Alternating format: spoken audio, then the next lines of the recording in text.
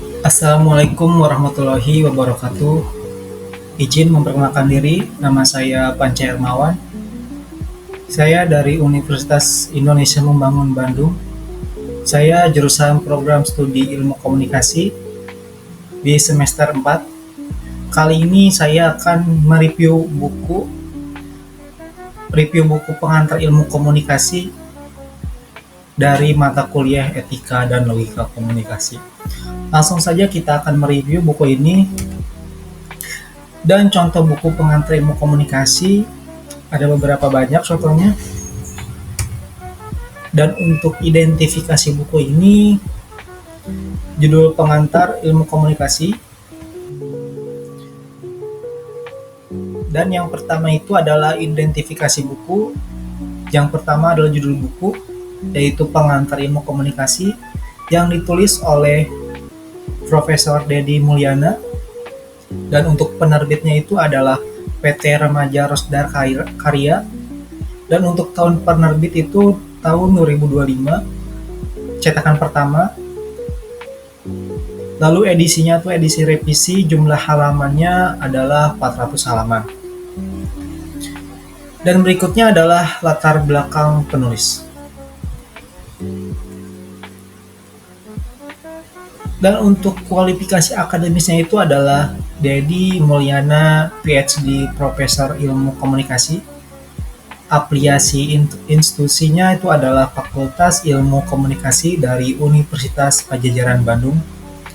Dan untuk riwayat publikasi dan relevansi itu adalah Dedi Mulyana dikenal luas sebagai salah satu akademisi komunikasi paling produktif di Indonesia. Selain pengantar ilmu komunikasi, ia juga menulis lain seperti metode penelitian komunikasi dan komunikasi antar budaya. Relevansinya itu karya-karyanya tinggi karena menjadi rujukan mahasiswa dan dosen di berbagai universitas. Lalu selanjutnya itu adalah tujuan dan sasaran buku. Ada tujuan utama, audiens target, dan fungsi buku. Nah, untuk tujuan utama itu adalah memberikan pemahaman mendasar mengenai konsep, teori, dan praktik komunikasi mulai dari komunikasi interpersonal hingga komunikasi massa. Lalu selanjutnya itu ada audiens target. Di audiens target ini mahasiswa ilmu komunikasi, dosen, praktisi komunikasi, dan pembaca umum yang ingin memahami dasar-dasar komunikasi. Dan yang ketiga itu adalah fungsi buku. Nah, untuk fungsi buku itu sendiri adalah teks pengajaran dan referensi utama dalam pengantar ilmu komunikasi di tingkat universitas. Lalu untuk selanjutnya itu ada struktur dan organisasi. Di organisasi buku ini terdapat 14 bab yang disusun sistematis. Nah, di 14 bab ini tuh terdapat ada bab 1 ada hakikat komunikasi, dan yang kedua itu adalah unsur-unsur komunikasi. Bab ketiga itu adalah model komunikasi. Dan yang bab 4 itu ada teori-teori komunikasi. Bab 5 ada bahasa dan komunikasi nonverbal. Bab 6 ada komunikasi interpersonal. Bab 7 ada komunikasi interpersonal. Bab 8 ada komunikasi kelompok. Bab 9 ada komunikasi organisasi. Bab 10 ada komunikasi massa. Bab 11 ada komunikasi antar budaya. Bab 12 ada komunikasi politik. Bab 13 ada etika komunikasi. Dan bab terakhir yaitu ada masa depan ilmu komunikasi. Nah, ada bagian pendukung di buku ini, yaitu ada pengantar, daftar pustaka, indeks, dan lampiran. Struktur ini memudahkan pembaca memahami alur ini secara runtut. Dikarenanya pengantar dan daftar pustaka ini akan menjadi bahan untuk memudahkan para pembaca atau pembelajar, khususnya bagi mahasiswa-mahasiswa yang ingin belajar di buku ini. Lalu selanjutnya ada isi dan cangkupan. Nah, untuk isi dan cakupan ini terdapat ada tema utama. Nah, Di tema utama ini ada dasar-dasar teori dan praktik dan komunikasi manusia dalam berbagai konteks. Lalu selanjutnya ada kesesuaian cakupan. Nah, di kesesuaian cakupan ini ada cakupan tema dengan judul dan tujuan buku. Semua level komunikasi dibahas secara profesional. Lalu selanjutnya itu ada topik yang kurang dibahas. Nah, di sini tuh adalah perkembangan terbaru dalam komunikasi digital. Belum banyak disentuh dalam cetakan awal meskipun dalam edisi revisi mulai ditambahkan. Nah, untuk selanjutnya itu ada analisis dan argumen. Nah, untuk analisis dan argumen ini ada apa sih? Nah, di analisis ini terdapat ada 3 poin, yaitu tema utama, kesesuaian cakupan, dan topik yang kurang dibahas. Nah, untuk tema utama itu ada dasar-dasar teori dan praktik komunikasi manusia dalam berbagai konteks.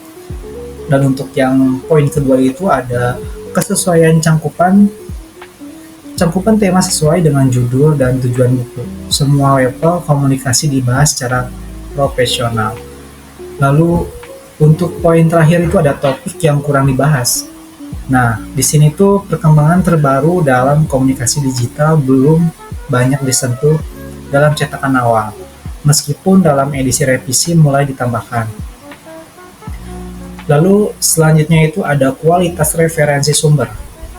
Nah, di kualitas referensi ini kita ada kualitas referensi, kelengkapan sumber, dan kekurangan.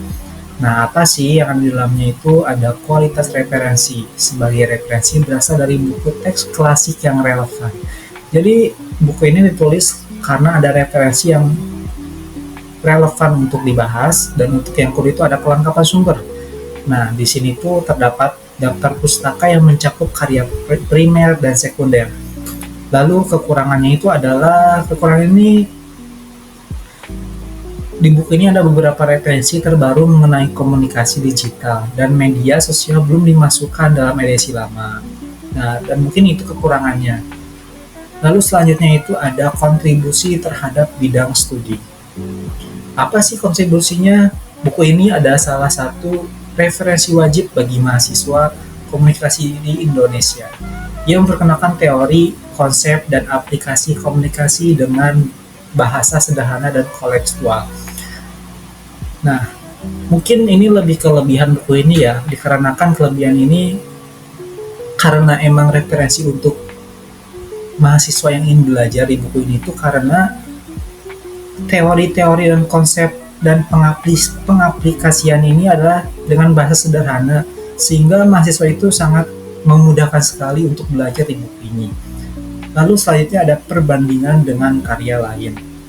Nah, untuk di sini tuh lebih praktis dan kontekstual dibandingkan Introduction to Communication Study oleh John Fish yang cenderung lebih teoritis. Nah, untuk buku ini ada kritik dan evaluasi. Ada 3 poin yang akan dibahas, itu ada kekuatan utama, kelemahan, dan saran perbaikan. Nah, untuk kekuatan utama itu ada 3 poin, yaitu penjelasan sederhana dan mudah dipahami. Yang kedua itu ada konteks budaya Indonesia yang kuat. Dan ketiga itu ada sistematis dalam penyajian materi. Dan yang kedua itu kelemahan. Nah, di buku ini ada kelemahannya. Salah satunya itu ada kurang update pada perkembangan komunikasi digital terbaru. Dan kedua, sebagai model komunikasi klasis diulas cukup singkat. Dan lalu untuk saran buku ini itu adalah diperlukan pembaruan dengan tren media baru seperti media sosial, big data, dan komunikasi daring. Lalu untuk kesimpulan dan rekomendasi ini, mungkin rekomendasinya buku ini sangat direkomendasikan karena buku ini komprehensif, mencakup semua dasar penting ilmu komunikasi. Penjelasannya cukup sederhana, sistematis, dan mudah dipahami oleh para pembaca. Dan untuk contoh-contohnya itu yang diberikan relevan dengan konteks masyarakat Indonesia. Lalu untuk saran untuk edisi berikutnya mungkin ada 3 poin ya. Salah satunya itu ada pembahanan topik komunikasi digital dan media baru. Dan kedua itu studi kasus mutakhir dari media daring Indonesia. Dan yang ketiga itu penyajian ilustrasi visual lebih banyak untuk memudahkan pemahaman. Mungkin dari saya cukup sekian dari review buku oleh Profesor Dedi Mulyana selaku pembuat dari buku pengantar ilmu komunikasi ini. Dari saya cukup sekian, bila mana ada salah-salah kata mohon dimaafkan. Wabillahi taufiq wal hidayah. Assalamualaikum warahmatullahi wabarakatuh.